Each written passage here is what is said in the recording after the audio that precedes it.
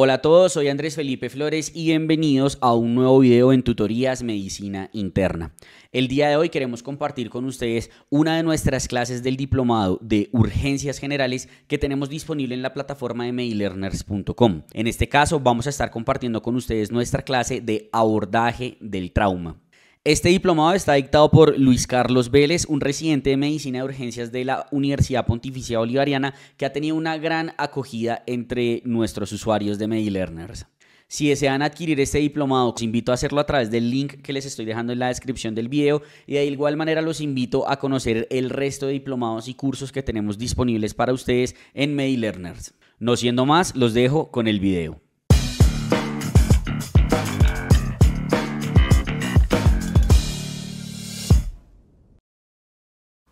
Hola a todos, vamos a avanzar entonces con la siguiente clase dentro de este curso de urgencias generales. Esta clase será sobre enfoque inicial del paciente politraumatizado en urgencias. En el transcurso de esta clase vamos a ver cómo debemos hacer una revisión primaria adecuada, una revisión secundaria y cuáles son esas intervenciones que no podemos pasar por alto dentro de nuestra atención inicial en urgencias, como aplicación de ácido tranexámico, corrección de la hipocalcemia, prevención de la hipotermia y cómo debemos ordenar hemoderivados, fluidos, qué es la reanimación, control daños y un montón de cosas que debemos tener en consideración para dar la mejor atención a un paciente politraumatizado que consulta nuestro servicio de urgencias.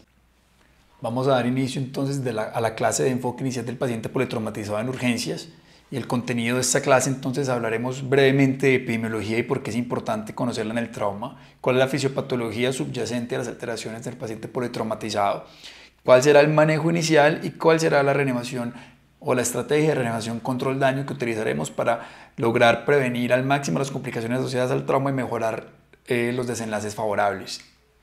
Empezando entonces con la epidemiología del trauma, tenemos que reconocer que en Latinoamérica el trauma es un problema de salud pública. Las muertes violentas son una de las principales causas de mortalidad en todos los grupos etarios y solo en el mundo 1.34 millones de personas mueren cada año secundaria a algún traumatismo.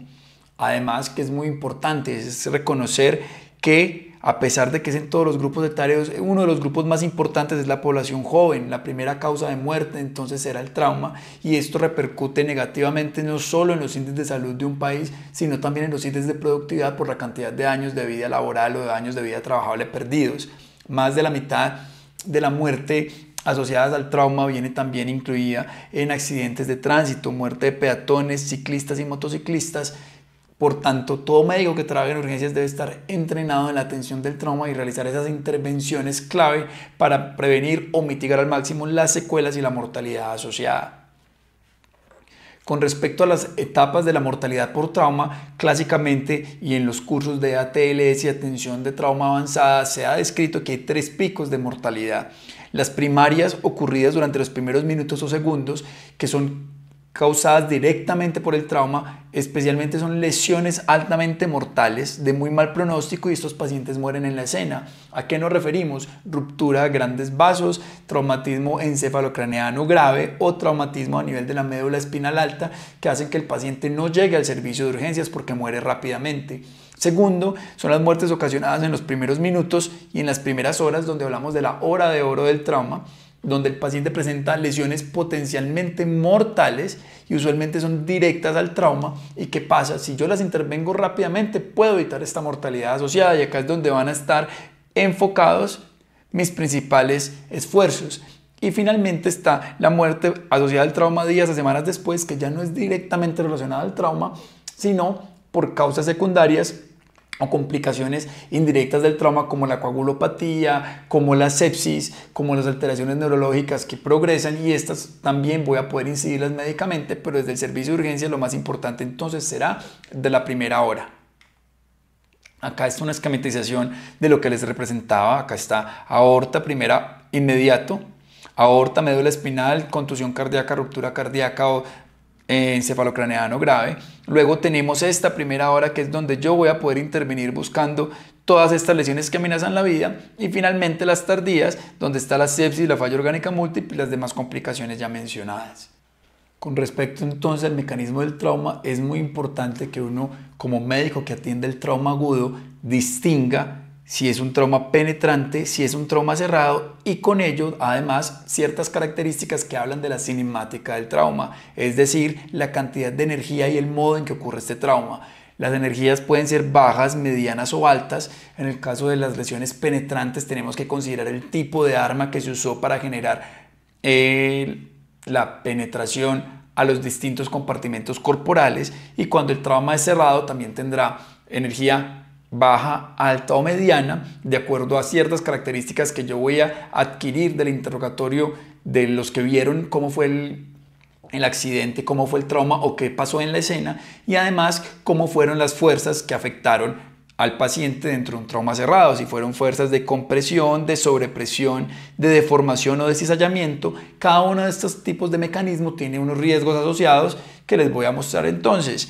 Cuando la cinemática incluye mecanismo de alta energía o fuerzas de cizallamiento, deformación y ruptura, hay que pensar que unas vísceras van a estar más comprometidas sobre otras. Como en la presión, yo voy a tener mayor compromiso de vísceras huecas que van a estar sometidas a cambios de fuerzas de presión, pero cuando es una fuerza de compresión de fuerza directa, entonces ¿qué voy a poder tener? Ahí las vísceras sólidas, el hígado, también el vaso van a sufrir. También cuando tengo fuerzas de cizallamiento, donde hay fuerzas torsionales, los grandes vasos que están fijos a nivel del mediastino pueden desgarrarse, y también puede desgarrarse el esófago o el duodeno. Entonces yo debo conocer todo esto y estos factores de riesgo asociados en la historia clínica para poder tratar de predecir lesiones y adelantarme a ellas y buscarlas activamente. Entonces, ¿qué mecanismos de trauma son asociados con alto riesgo de muerte? Porque el paciente no me va a llegar diciendo, ay, es que tuve un trauma por una fuerza de cizallamiento con una cinemática de alta energía. Yo lo debo indagar cuidadosamente para poder tomar la determinación. Entonces, ¿qué me habla de que hubo un alto intercambio de energía a nivel de la escena del trauma? Tenemos eyección del automóvil, que haya habido muertos en el lugar del accidente, que el vehículo haya sido volcado, una velocidad mayor a 40 km por hora, que es casi que todos los accidentes de tránsito que ocurren a nivel de la vía pública, que haya una deformidad del vehículo mayor a 50 centímetros, que haya un tiempo de extracción o extricación mayor a 20 minutos, accidente de tránsito en moto, cualquier peatón atropellado, huellas de frenado mayores a 3 metros, caídas, traumas penetrantes en zonas peligrosas. Todo esto es lo que yo tengo que interrogar muy juiciosamente al personal de atención prehospitalaria y también a los testigos de la escena para poder identificar estos criterios de alto riesgo de cinemática de alta energía. Ahora, sabemos que el trauma, la principal causa de muerte del trauma del choque en la primera hora será el choque hemorrágico. ¿Qué hacer con el choque hemorrágico y cómo vamos a incidir positivamente en ello para que no mate al paciente? Entonces, en el trauma, todo paciente politraumatizado en choque tiene un choque hemorrágico hasta que se demuestre lo contrario. La pérdida de volumen intravascular entonces genera varias respuestas sistémicas a nivel cardiovascular, neuroendocrino y metabólico que van a responder por las alteraciones fisiopatológicas ulteriores del trauma. A nivel cardiovascular entonces, al perder volumen intravascular, tenemos caídas de las presiones sistémicas y tratar de redistribuir el flujo a los órganos vitales. Además, la zona lesionada por donde está sangrando presenta activación del sistema de la coagulación y desviación de la sangre de esa zona para que llegue menos sangre, para que trate de hacerse un coágulo y la sangre se redirige a los órganos vitales que son centrales. A nivel neuroendocrino tenemos la activación del eje renina-angiotensina-aldosterona, la liberación de vasopresina y también liberación de hormonas del estrés. Y a nivel metabólico tenemos que las células no perfundidas entonces inician un metabolismo anaerobio, generan acidosis láctica por producción aumentada de lactato, y además no solo es que produzca lactato, sino que se libera una gran respuesta inflamatoria y una respuesta contrarreguladora que trata de responder y sobreponer este evento de choque que está sufriendo el cuerpo en ese momento. Entonces, ¿qué se ha descrito clásicamente? Antes hablábamos de la triada de la muerte, donde teníamos la hipotermia, la acidosis y la coagulopatía, pero recientemente, a partir de los últimos 3-4 años, hemos adicionado una esquina más y ya no hablamos del triángulo de la muerte, sino que hablamos del diamante de la muerte, y en este diamante de la muerte entra a jugar un papel muy importante el calcio. El calcio cada vez lo reconocemos más como un cofactor a nivel celular sumamente importante que tiene que ver con los factores de la coagulación, que tiene que ver con la señalización intracelular, que tiene que ver con la función inotrópica del corazón y cada vez se incluye más dentro de los algoritmos de reanimación porque todos mis esfuerzos van a ser encaminados a prevención de la hipotermia, control de la acidosis, control de la coagulopatía y control de la hipocalcemia para evitar que mi paciente entre en este círculo vicioso y se ubique dentro del diamante de la muerte. Entonces, ¿cómo podemos intervenir todos estos factores cuando estoy atendiendo a un paciente con trauma? Manejo inicial. Lo más importante, preparación. No podemos incidir nosotros como médicos directamente en la ocurrencia del trauma a nivel social, pero sí podemos hacer partes de campañas formativas, de incidir en las políticas públicas para tratar de identificar y reconocer al trauma como un problema de salud pública y disminuir su incidencia. Cuando ya debemos atender al paciente, debemos estar preparados para su atención, como viendo clases como este tipo de cursos, inscribiéndonos a cursos de formación avanzada y formal como cursos de la TLS, teniendo protocolos hospitalarios de atención para la prevención del trauma y tener un equipo médico y paramédico entrenado en este tipo de escenarios para cuando se presenten poderlos atender de la mejor forma posible. Respecto al manejo inicial, entonces la revisión primaria estará enfocada en el ABCDE, como hemos mencionado previamente en todas las clases. La resucitación va a depender de lesiones que amenazan la vida, que vamos a intervenir rápidamente para que el paciente no muera. Luego vamos a tener una revisión secundaria con sus respectivos anexos paraclínicos e imagenológicos y finalmente vamos a tener una monitoría post-reanimación y reevaluación constante para tratar de identificar ese tercer pico de mortalidad que podemos incidir positivamente con varias intervenciones. Vamos a ver una a una entonces. Respecto a la vía aérea y control cervical, siempre la A en el trauma vendrá con control cervical. Un paciente con politraumatismo de alta energía tendrá lesión cervical hasta que se demuestre lo contrario. Hay que buscarlo primero cuando llega el paciente, signos de obstrucción de la vía aérea. ¿Cómo sabemos que un paciente tiene obstrucción de la vía aérea? Buscamos cuerpos extraños, buscamos lesiones faciales que comprometan la anatomía facial, orofaringea o cervical, la presencia de secreciones. Un paciente que ingrese hablando y diga, me accidenté muy duro, es un paciente que tiene una vía aérea libre y probada. La respuesta verbal. La oxigenación adecuada, vamos a proveer FiO2 al 100%, siempre, paciente en politrauma, choque hemorrágico, FiO2 al 100%, ¿por qué? Porque estamos contribuyendo a disminuir la deuda de oxígeno de un paciente que ya está chocado. Además, como les comenté, lesión cervical, 15% asociada al trauma encefalocraneano grave o a los traumas de alta energía. Siempre paciente politraumatizado debe tener protección con un collar cervical o siempre que vamos a hacer procedimientos, como pueden ver, y por eso traigo esta imagen representativa, es un paciente quien están en proceso de intubación, le están aspirando y hay control cervical. La imagen no es el mejor, pero da la idea de que hay que tener siempre un control de la columna cervical. Y cuidado, todo paciente politraumatizado es una vía aérea difícil no anticipada de estómago lleno, para lo cual siempre considerar la secuencia rápida de intubación. Respecto a la B, ya cuando veo que la vía aérea está permeable y controlé la columna cervical, la respiración y la buena ventilación, hay muy importante en el trauma considerar un adecuado funcionamiento de la caja torácica y el diafragma. Puede haber ruptura traumática del diafragma, puede haber deformidad de la mecánica de la caja torácica. Y entonces yo en la B identifico y corrijo lesiones potencialmente mortales que las conocemos cuando estudiamos cirugía general, pero debemos siempre recordarlas porque hay que buscarlas activamente y de forma sistemática en la atención del paciente politraumatizado. El hemotórax masivo, el neumotórax a tensión que se comporta como un choque hemorrágico, un taponamiento, no un choque hemorrágico sino un choque obstructivo. El choque hemorrágico es el hemotórax masivo, choque obstructivo también taponamiento cardíaco, el neumotórax abierto que puede por fisiología después parecerse a un neumotórax a tensión y la contusión pulmonar que va a ser, no es inmediata, pero la debo identificar porque ese paciente en las próximas horas puede entrar en un síndrome de dificultad respiratoria agudo y morir por una falla respiratoria hipoxémica.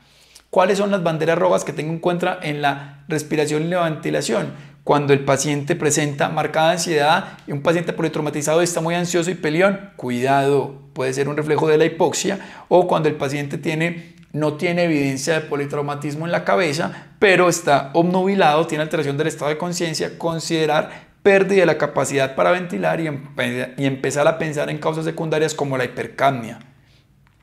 Respecto a la C, que es quizás el punto más importante en la reanimación por el trauma, inclusive se ha comentado o se ha escrito y está escrito en la última literatura que la reanimación por el trauma no debería empezar ABCD, sino debería empezar C, A, B, porque este paciente, como lo mencionamos, el principal riesgo es un choque hemorrágico y entonces si yo no compenso la circulación, pues obviamente no voy a compensar el nivel de estado neurológico, el estado ventilatorio y por eso debería enfocar mis esfuerzos en corregir la circulación.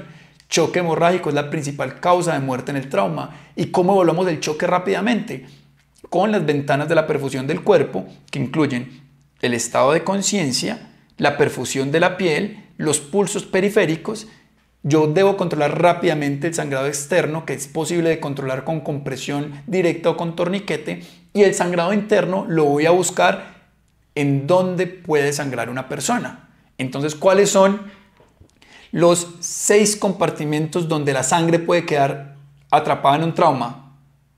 Pelvis. La pelvis abierta puede contener toda la volemia, el tórax, el abdomen, el retroperitoneo, los huesos largos, sobre todo en los adultos a nivel del muslo, y yo sé que les dije 6, quedó faltando uno. Pues muy importante, la escena. A veces se nos puede olvidar preguntarlo y entonces uno dice, pero este paciente, ¿por qué está chocado si yo no lo encuentro? Si tienes una herida vascular en el brazo y ya tiene compresión, pues puede que haya sangrado muchísimo en la escena y yo no lo tenga dentro del radar y se me olvide que también la escena es uno de los compartimentos donde se puede perder sangre. Entonces, ¿qué debemos hacer? El control del sangrado, lo más importante. 1 litro de cristaloides isotónicos, van a encontrar esa recomendación en varias guías internacionales. Ahora cada vez nos alejamos más de ella porque quizás la respuesta no sea expandir el volumen con cristaloides, porque los cristaloides lo que pueden ocurrir es que disminuyen la concentración de factores de la coagulación, diluyen la hemoglobina y realmente un paciente que se está muriendo por pérdida de sangre lo que necesita en su momento es sangre. Sin embargo, en la atención prehospitalaria se siguen administrando fluidos para tratar de recomponer ese volumen intravascular y aprovechar la reserva fisiológica de hemoglobina y recordar clarísimo que la infusión de grandes volúmenes no sustituye el control definitivo del sangrado. Si yo no tengo más en mi centro de atención, si estoy en una zona rural, si estoy en una zona lejana, si no tengo acceso a hemoderivados tempranamente, pues yo debo usar lo que yo tenga para tratar de reponer el volumen intravascular y garantizar una mínima perfusión cerebral. Pero debe quedar clarísimo que el mensaje es: paciente que está con un choque hemorrágico se reanima con sangre y no con cristaloides, porque tiene efectos deletéreos finalmente en la cascada de coagulación y en el control de hemorragia posterior a nivel ya cuando el paciente se vaya de urgencias en el quirófano o en la unidad de cuidados intensivos. Para eso vamos a hablar más adelante de coagulopatía asociada al trauma.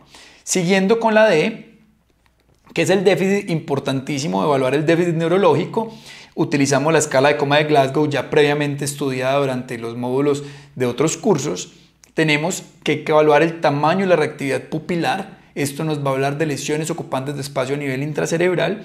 Considerar la alteración metabólica y tóxica. Siempre no olvidar pensar en que el paciente puede tener condiciones metabólicas que lo llevaron a accidentarse. Alcohol, que es muy frecuente que haya concomitancia de ingesta de alcohol en momentos de trauma asociados sobre todo a accidentes de tránsito, y la presencia de narcóticos que también nos pueden alterar el cuadro del abordaje inicial del paciente politraumatizado. Es importante siempre entonces definir si hay un trauma encefalocraneano, porque esto nos va a cambiar las metas de reanimación y vamos a tener en cuenta que vamos a hacer al máximo la evitación de lesiones cerebrales secundarias, evitando la hipoxemia, evitando la hipertermia, evitando la hipotensión, tratando de que ese cerebro que ya de por sí tiene un trauma no sufra una lesión secundaria por el mal manejo inicial del paciente que llega al servicio de urgencias. En este caso, siempre recordar que cuando tenemos un trauma encefalocraneano concomitante, la meta de presión, y esto ya está descrito, es presión sistólica mayor a 100, y hago el énfasis porque más adelante les voy a decir lo contrario. Entonces acá en déficit neurológico y exclusivamente en este escenario tenemos esta meta de presión y es muy importante de forma temprana en el déficit neurológico definir una profilaxis anticonvulsivante porque la convulsión temprana en el contexto de un trauma grande de encefalocraneano me va a llevar a la lesión cerebral secundaria. Respecto a la E, la conocemos como la E de exposición y control ambiental. Cuidado, llegamos el paciente, le hacemos la revisión primaria muy juicioso, lo desvestimos, buscamos una revisión de pies a cabeza, descartamos lesiones inadvertidas, buscamos pliegues, axilas, cuello, buscamos bien cuero cabelludo para buscar lesiones que se nos hayan olvidado, pero es muy importante prevenir la hipotermia porque hace parte del diamante de la mortalidad. Y para eso, ¿qué podemos utilizar y tener dentro de la preparación de nuestros servicios? Líquidos endovenosos precalentados, cobijas térmicas o tener ese cubículo de reanimación con una temperatura más alta del resto del servicio para evitar la hipotermia que puede ser deletérea y mortal para el paciente. A la revisión primaria entonces tenemos monitoría ASA básica. ASA es la Sociedad Americana de Anestesiología, donde incluimos que la monitoría completa es cardioscopio, pulsioximetría, temperatura, presión arterial. Tenemos una sonda vesical para cuantificar el gasto. Para clínicos muchísimos deben pedirse de forma dirigida, pero a grandes rasgos tenemos un hemoleucograma, gases arteriales para cuantificar el exceso de base, el ionograma incluyendo un calcio ionizado, lactato, fibrinógeno, la hemoclasificación, pruebas cruzadas, todo esto dependiendo de la disponibilidad y la pertinencia que yo considere para mi centro de atención, la utilización de todos estos recursos rápidamente y definitivamente las ayudas imaginológicas que hacen parte de la revisión primaria, en las cuales quizás tenemos una que se ha extendido mucho en su uso, que es el FAST-E, que es la ultrasonografía enfocada en trauma extendida al tórax, y también las radiografías de tórax portátiles y de pelvis que nos pueden ayudar a dilucidar varias lesiones. Respecto a la revisión secundaria, ya nos centramos en buscar la historia clínica del paciente, sus antecedentes, sus alergias, sus intervenciones previas y nos vamos con un examen físico dirigido a buscar ya lesiones que no amenazan la vida inmediatamente, pero no deben pasar inadvertidas a nivel de la cabeza, el cuello y la columna cervical, tórax, abdomen, el recto, el perineo y la vagina, supremamente importante y que pueden ser áreas olvidadas. El sistema musculoesquelético, que no se nos pueden pasar, es importante que se nos pasen fracturas en las manos, fracturas en los pies, que no son mortales, pero pueden generar de todas maneras discapacidad ulterior en el paciente y evidentemente el sistema neurológico. Considerar siempre que en la revisión secundaria, si me encuentro una de estas lesiones, vuelve y es una bandera roja para un mecanismo de alta energía. ¿Y qué significa que yo tengo un mecanismo de alta energía? Significa que así como hay fracturas o estas lesiones, puede haber lesiones internas que estén pasando inadvertidas. Cuidado con las fracturas externales. Uno debe golpearse muy fuerte para que se le fracture el esternón. Lo mismo para que se fracture la escápula. Esos son huesos planos que están pobremente articulados, que no tienen una gran movilidad y cuando se golpean y se rompen significa que hubo alta energía. Fracturas costales múltiples, más de 2 fracturas costales. Cuidado porque puede haber contusión cardíaca y pulmonar. Y evidentemente la presencia de un tórax inestable cuando tenemos la fractura de 2 o más segmentos costales, 2 o más costillas en 2 o más segmentos contiguos, que se pierda la mecánica ventilatoria. Esto nos debe hacer pensar en un trauma de alta energía y debe prendernos las alarmas para buscar lesiones asociadas. Respecto a la reanimación control daño, que ya les he mencionado varias veces de concepto, ¿qué es la reanimación control daño? Incluye 3 componentes, ¿cierto?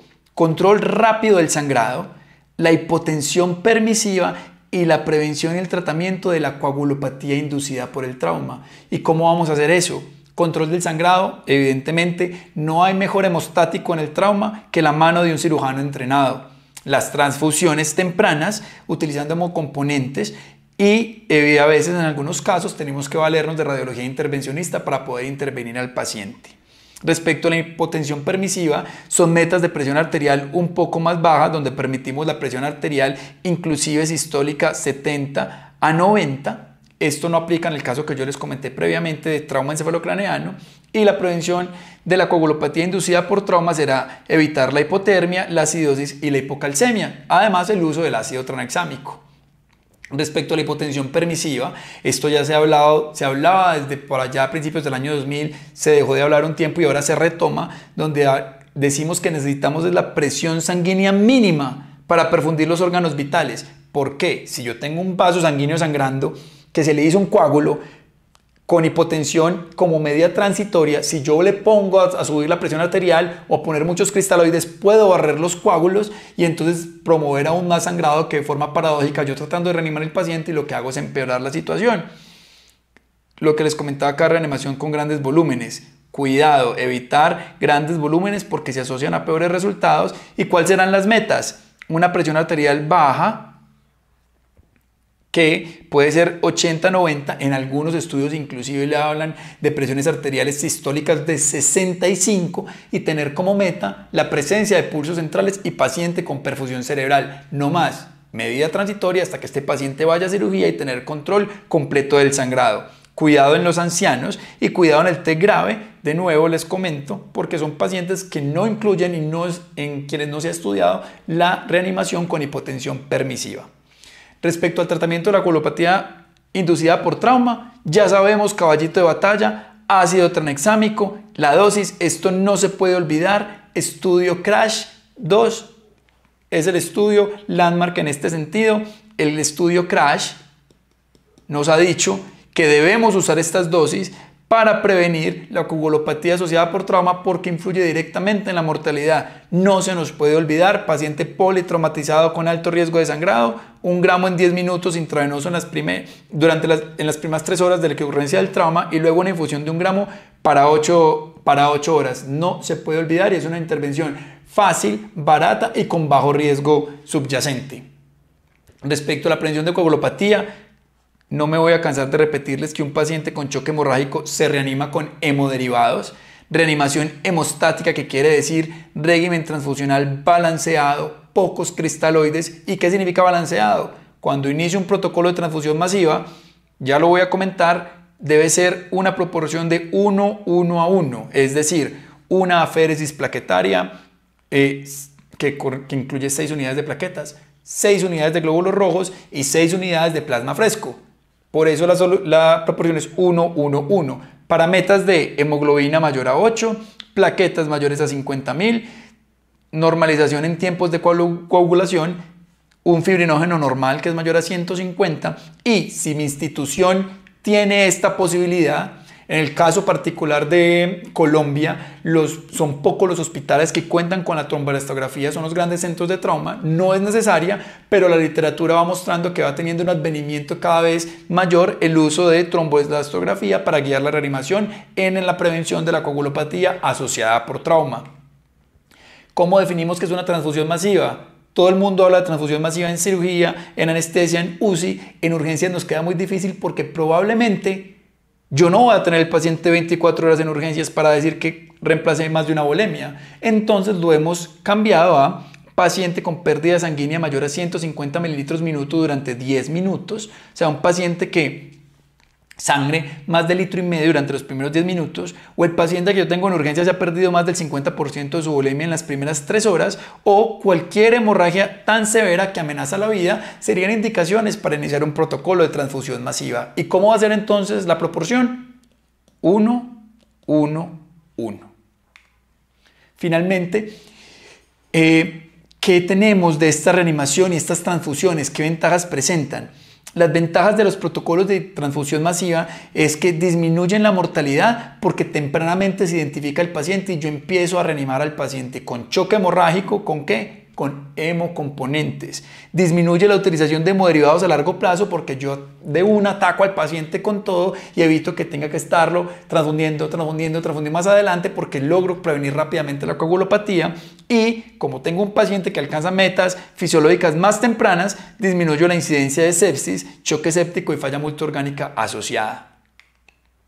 Entonces, ¿qué hacemos? Yo evalúo al paciente y de acuerdo a los criterios de alto riesgo, al nivel de sangrado o a mi sospecha clínica, inicio tempranamente un protocolo de transfusión masiva y empiezo a administrar los hemoderivados a las dosis necesarias, a la proporción indicada para lograr obtener las ventajas previamente mencionadas.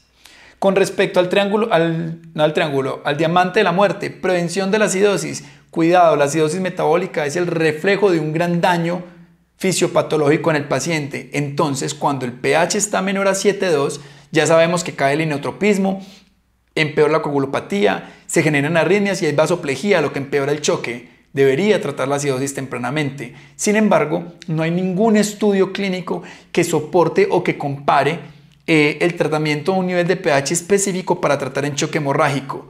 ¿Qué debemos tener en cuenta? Si el paciente está sumamente acidótico, es decir, menor a 7.1 o 7.2, hemorrágico y vasopléjico, quizás pueda beneficiarse de la administración de bicarbonato para poder tratar de revertir todas estas condiciones secundarias que el paciente está presentando y que no me permiten que yo resuelva el choque. Respecto al último eslabón del triángulo de la muerte, la hipocalcemia, cuidado, ocurre frecuentemente en las transfusiones masivas porque los hemoderivados tienen citrato y el citrato y el EDTA, que es otro medicamento anticoagulante. Estos van a generar que se quele el calcio, que el calcio se consuma, y entonces, ¿qué tengo? Ya tengo mayor coagulopatía, no actúan los factores de la coagulación, no actúan las plaquetas. Hipocalcemia es igual a depresión miocárdica, vasoplegia y coagulopatía. Acuérdense que el calcio y la administración de calcio es el inotrópico de los centros de bajos recursos. Hipomagnesemia, hipocalcemia, cuidado, cuando hay concomitancia, QT prolongado. Y el QT prolongado, entonces, en contexto de trauma, en contexto de choque, en contexto de acidosis, ¿a qué me va a llevar? Taquicardia ventricular, y el paciente va a fallecer. Entonces, importante medir calcio iónico al inicio y seriado, proponen las guías internacionales, cada 30 minutos durante una transfusión masiva para poder hacer la reposición. Entonces, la recomendación es, usted hizo una transfusión masiva, inició un protocolo de transfusión masiva, repuso la volemia, está ya anticipándose, utilice gluconato de calcio a dosis de 30 miligramos kilo y magnesio igualmente a 30 miligramos kilo para prevenir estas alteraciones de la repolarización cardíaca que les había comentado. Como conclusiones entonces de la atención del paciente con trauma y poder traer y concretar todo esto que hablamos previamente durante todas estas intervenciones claves, el trauma y las lesiones asociadas al mismo son una epidemia de salud pública. Debemos estar preparados para brindar una atención excelente que impacten los desenlaces, tener paquetes de trauma, formación en trauma, tener protocolos claros de activación de códigos de trauma en nuestras instituciones, el abordaje sistemático y en paralelo, porque yo les comenté A, B, C, D, E, pero esto es algo que se hace de forma organizada, pero al mismo tiempo en todos los sistemas. Esto nos reduce el error y evita que pasemos por alto lesiones potencialmente mortales.